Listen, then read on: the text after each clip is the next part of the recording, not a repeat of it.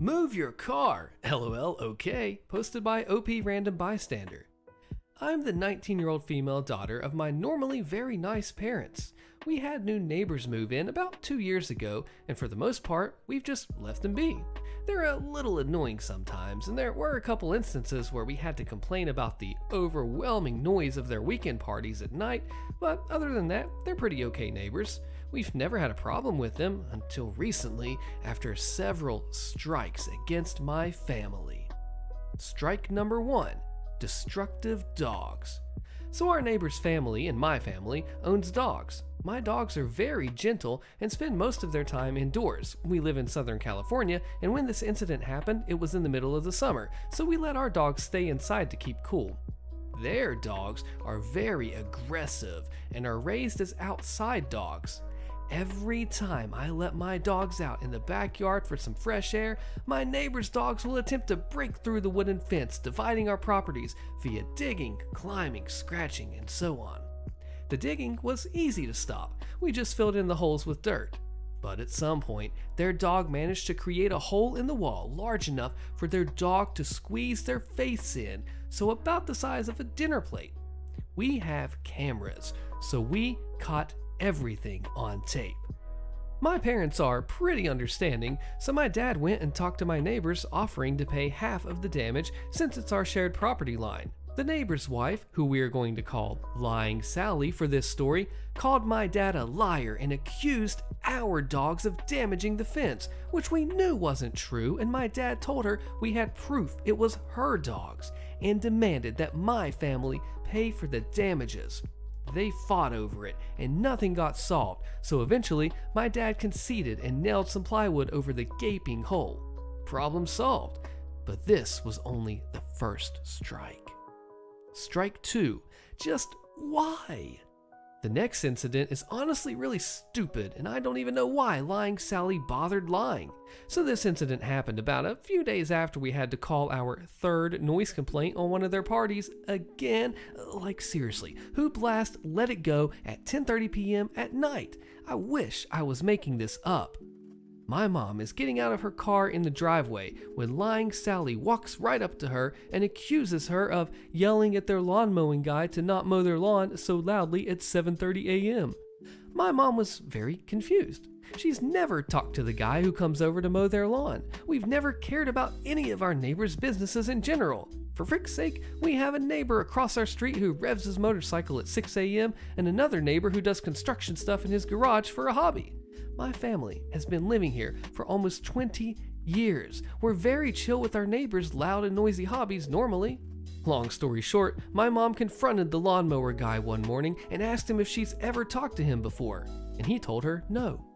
Lying Sally saw this and ran out of the house to confront my mom. She screams, "Why are you talking to him for?" And so my mom replies, "Because you're a lying witch." And so that's the gist of it. I don't know why Lying Sally even bothered lying about that. At this point, we were convinced Lying Sally was a nutcase. Strike number 3, the point where I finally stepped in.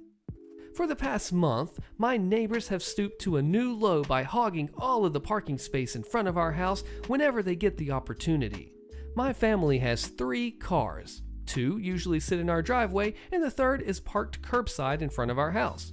My neighbors have 2 cars, both of which they park alongside the curb in front of both of our houses. Now the curb that our houses share is only big enough for 2 cars. They've stopped using their driveway entirely just to park their 2 cars on the curb, which forces us to park our third car further down the street. It's not a big deal, but what they were doing was petty.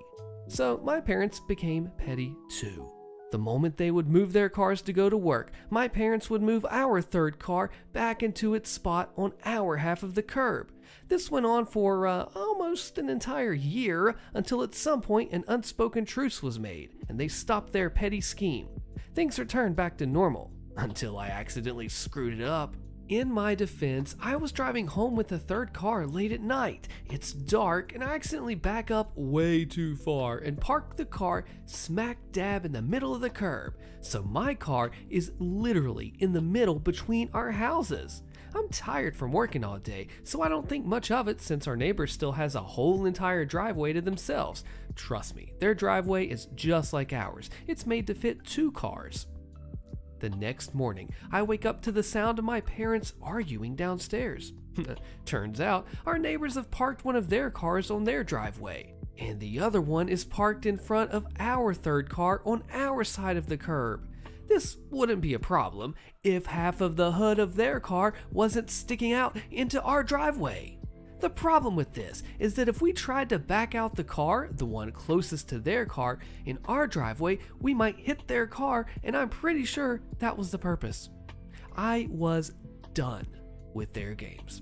So I marched over next door and rang their doorbell. The husband, we'll call him Pig for this story, opens the door and he's recording me as if I'm going to attack him, which is ridiculous. I'm 5'2" and he's close to like 6 feet tall. If anything, I should be the scared one. The conversation goes like this. I say, hey, is it okay if you can move your car?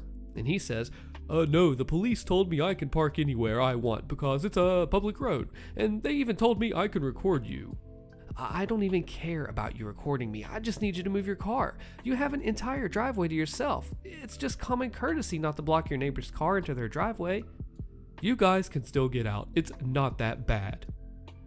Yeah, but we just don't want to hit your car by accident when we're backing out. Is that a threat? No. I'm just saying that we don't want to pay for the damage of your car because you didn't want to move it, and I can't guarantee that we won't hit it. It's pretty dang close. I don't care. I shouldn't have to move my car. You move your car. I realized that I wasn't going to get anywhere, so I let him slam the door in my face and I walked away. I went back inside my house and got on my laptop to make sure that, yes, it is indeed illegal to park in front of someone's driveway, even partially. So my neighbor does have to move by law. However, I wanted to be a petty witch, so I moved my car. I grabbed my car keys and carefully backed up the car, again, the one closest to his poorly parked car, so that the back half is inches away from the front of Pig's car. So my car is now blocking Pig's car from pulling out into the street and leaving. My car is also blocking the sidewalk, which I know is illegal, but I already had this planned out.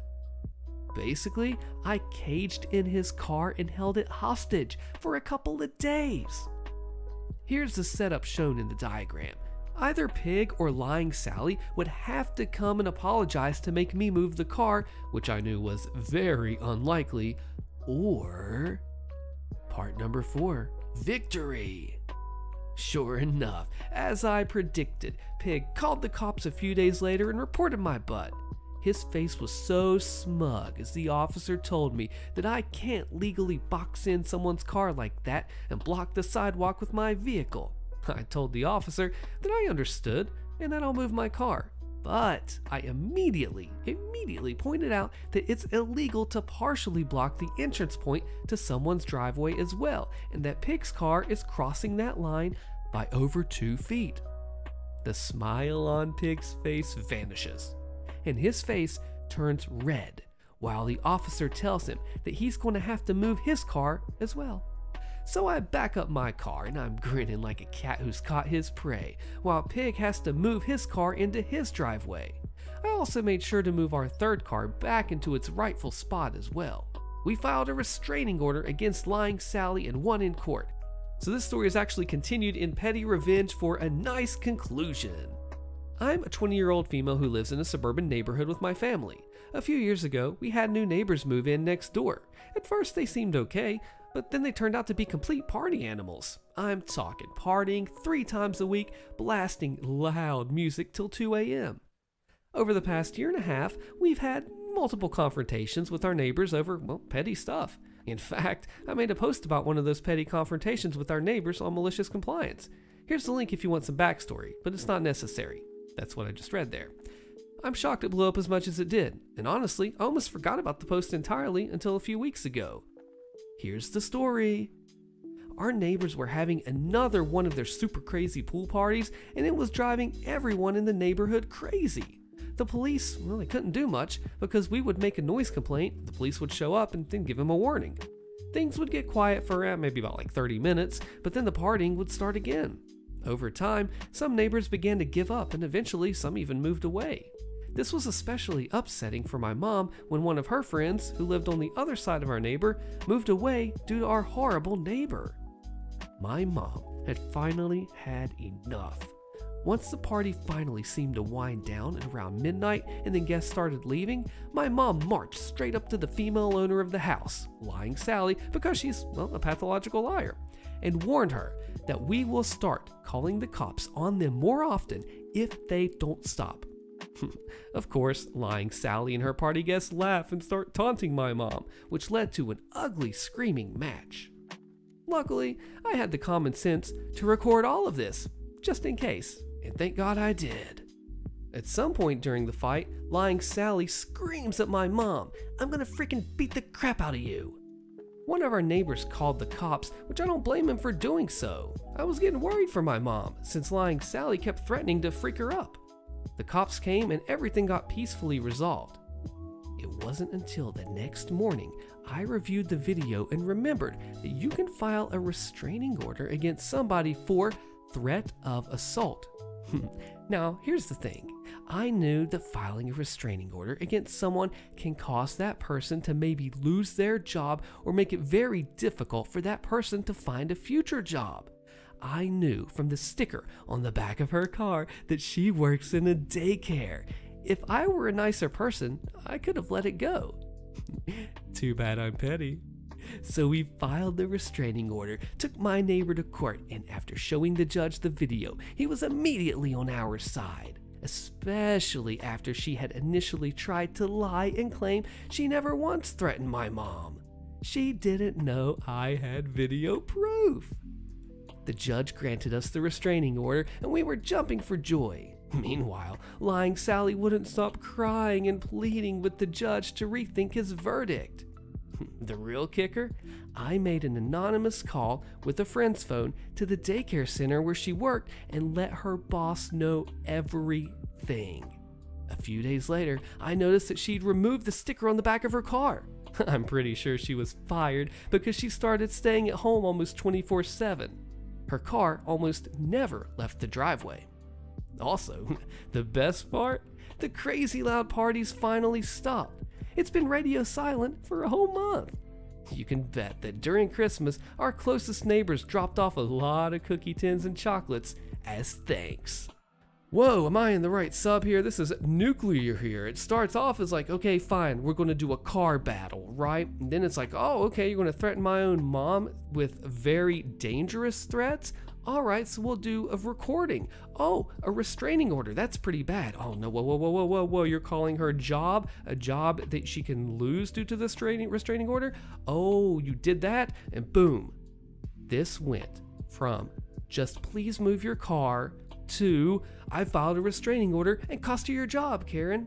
That's borderline nuclear malicious compliance. What do you think? I think it's pretty nasty and very well done. Way to go, OP. I have to say that one. Wow. Karen violates the law. Her hugely expensive SUV is towed. Be sure to click the video on your screen so you don't miss this hilarious story, and I'll see you there.